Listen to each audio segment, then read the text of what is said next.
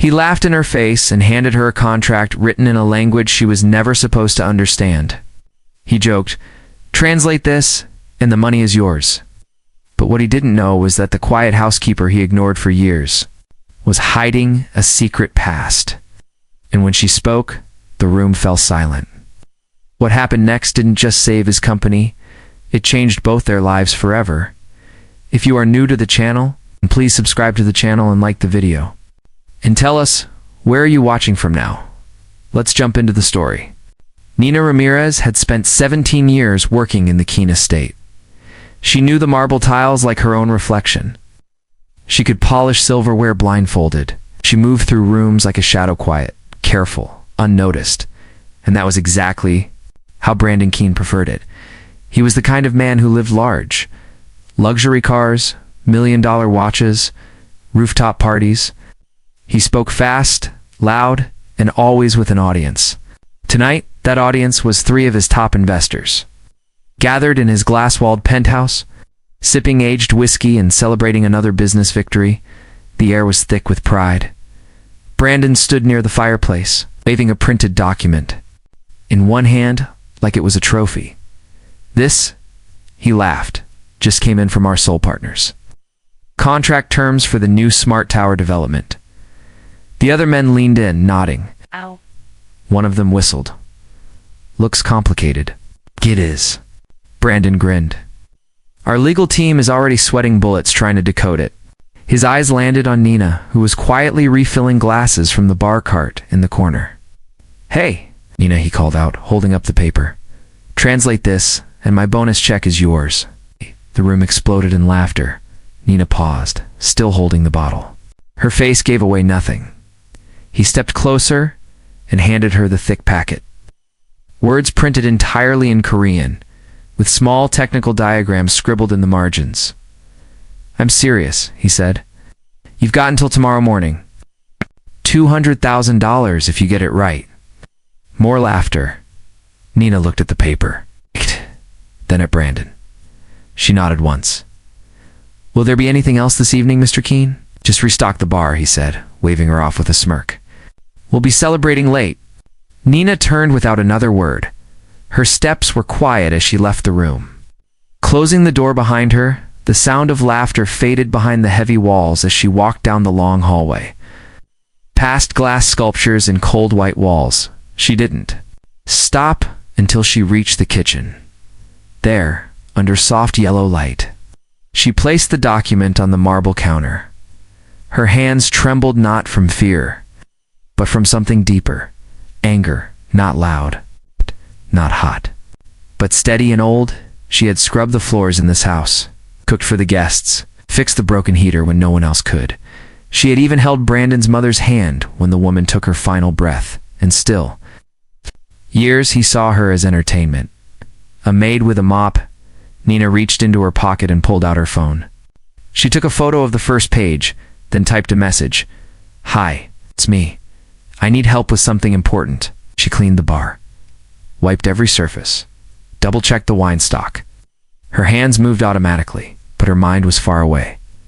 By the time she clocked out and got into her beat-up hatchback, city skyline had begun to dim.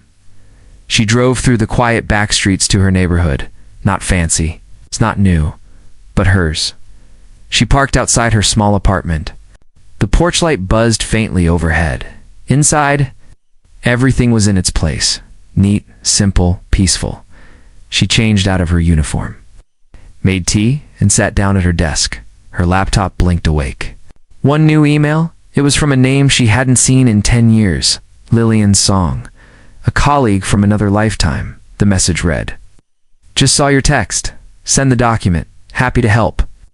Nina smiled slightly. She attached the photo and typed, "Back. Thank you. It's urgent. Korean technical terms. Might need some clarification."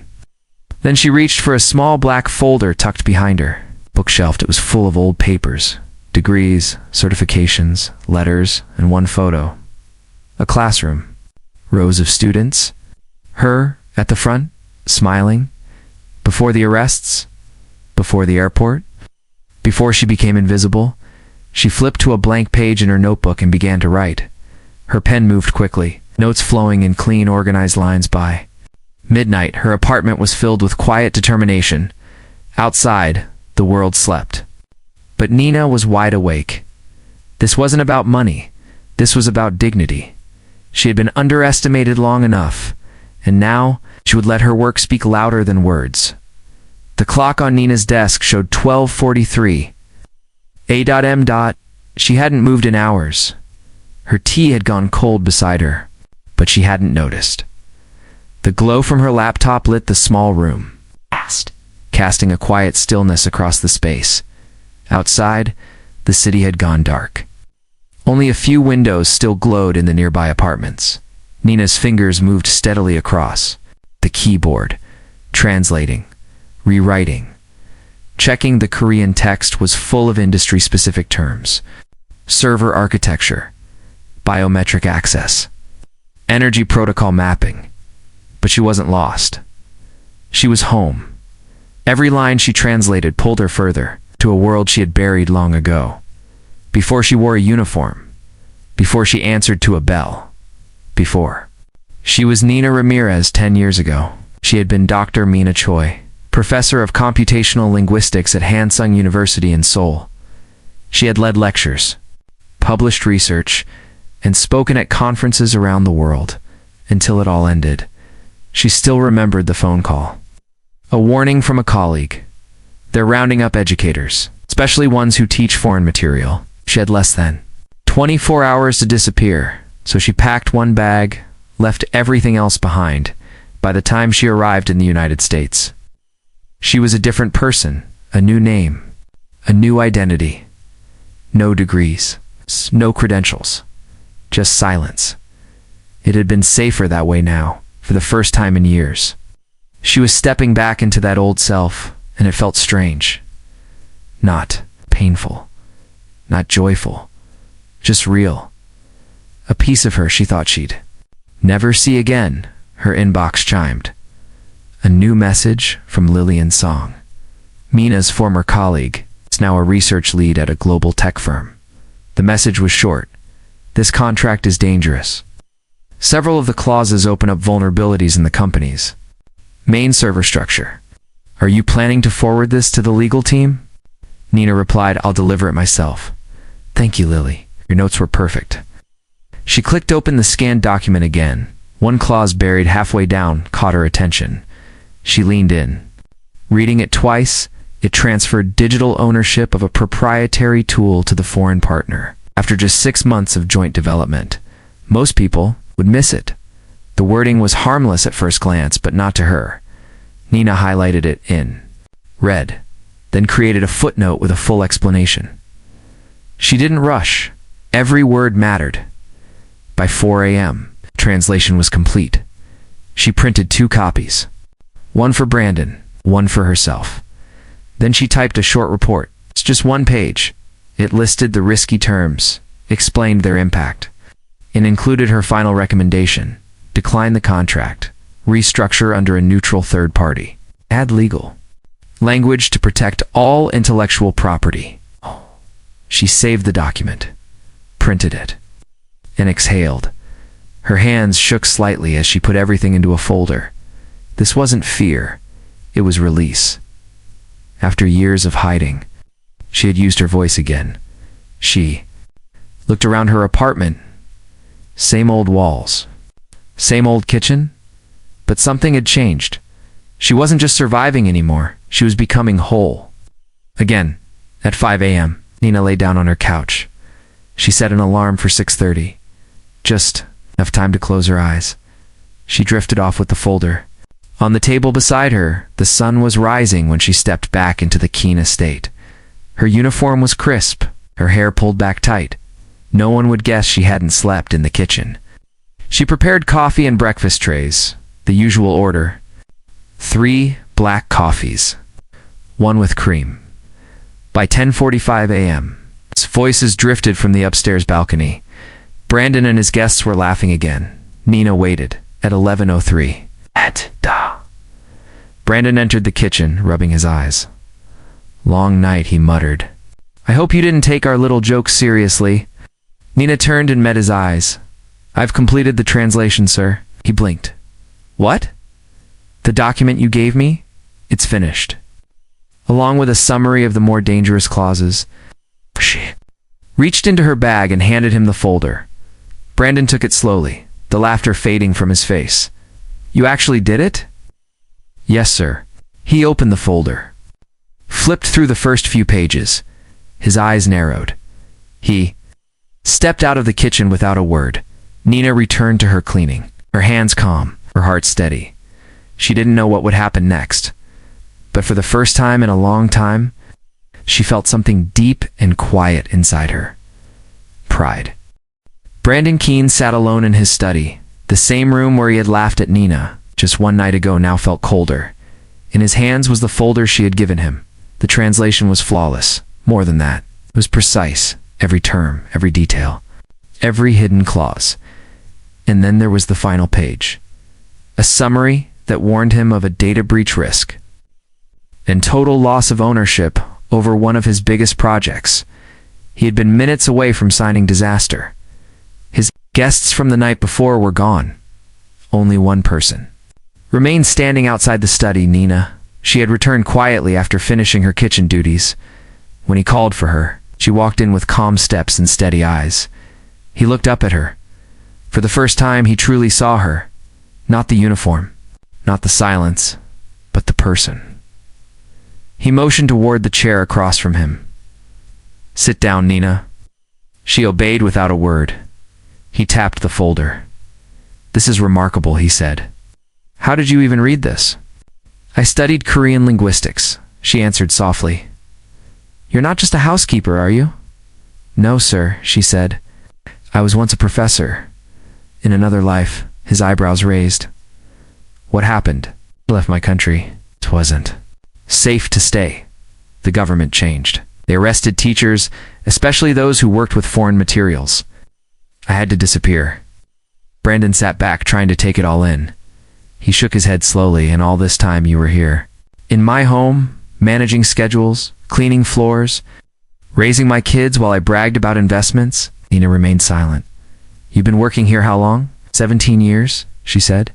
He winced. 17 years of knowing nothing. About the woman who held his home together? Why didn't you ever say anything? No one ever asked, she replied.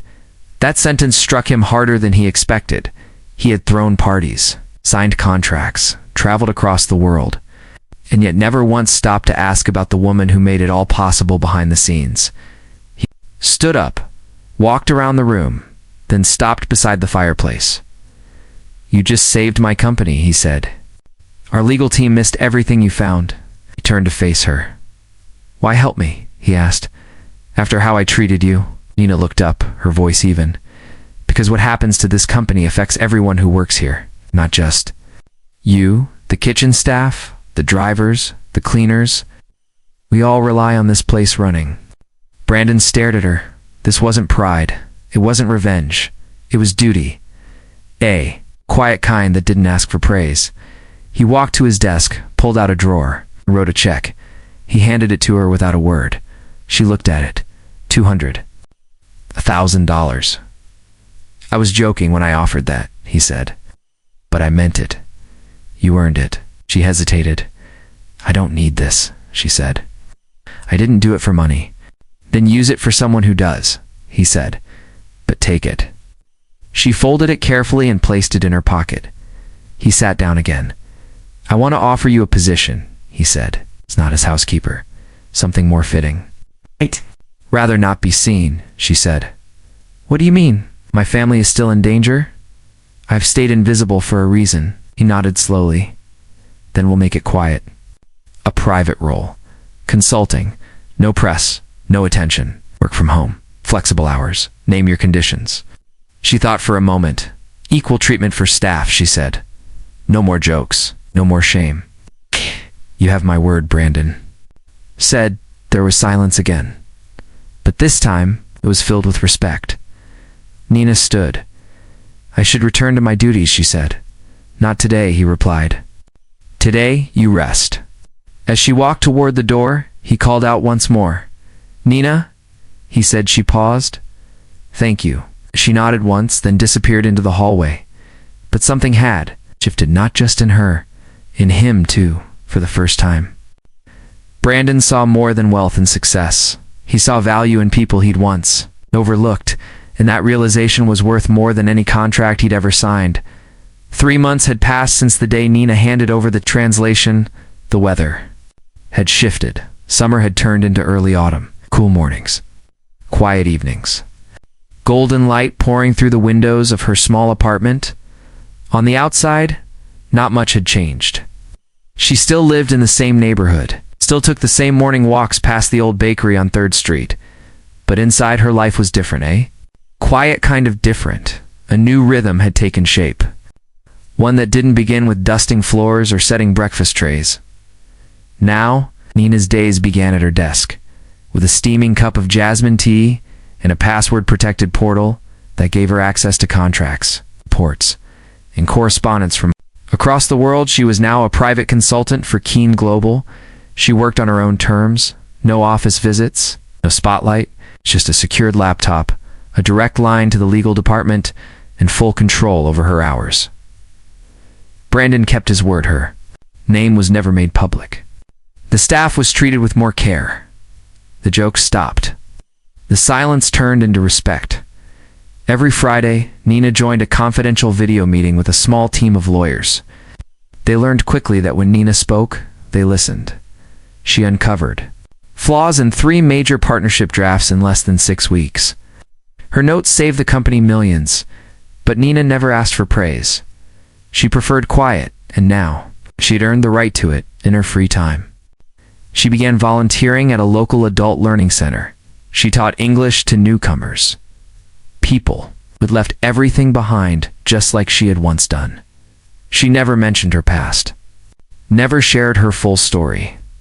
But when students struggled, she reminded them gently that strength often hides in silence. One Wednesday afternoon, a package arrived at her door. It was wrapped in brown paper with no return address. Inside was a polished wooden box. She opened it slowly. Inside was a nameplate, simple, elegant, brushed silver. It read, Dr. Mina Choi, International Language Advisor. Underneath it was a handwritten note. No one else ever earned this title but you. Display it if you wish, or keep it in a drawer. Either way, you are seen now. BK. Nina ran her fingers across the engraved letters. For a long moment, she said nothing, then she smiled. Not because of the title, not because of the money, but because of the choice. After years of being invisible, she now had the freedom to decide what part of her story she would show. That night, she placed the nameplate gently in the top drawer of her desk. She wasn't ready to display it, not yet, but she no longer needed to hide it. The next morning, received a message from a lawyer at Keen Global. The Singapore deal was moving forward. We found 3 of your suggested edits in the final version. The message read, the board is impressed. Thank you. She replied simply, glad to help. Later that week, Brandon arrived at the learning center without warning. He stood in the back of the classroom as she finished a lesson on everyday English phrases. He waited quietly, hands folded. Not the usual brash version of himself. When the session ended, he approached her. I brought you something, he said. She raised an eyebrow. He handed her a small notebook. Blank pages, soft leather cover. Thought maybe you'd want to write again, he said. She nodded. Thank you. He didn't say much else, but it wasn't necessary sometimes, you know? The most powerful changes don't come with big speeches. Sometimes they happen in the small spaces between words. As Brandon left, Nina looked around the classroom. Immigrants from Syria, from Peru, from Sudan, all with hopes carried quietly in their pockets, just like she once had. She opened her new notebook. On the first page, she wrote one sentence. Sometimes the quietest voice is the one that changes everything. And with that, a new door opened. Not one built by others, but one she had created for herself. Not for applause. It's not for power, but for peace.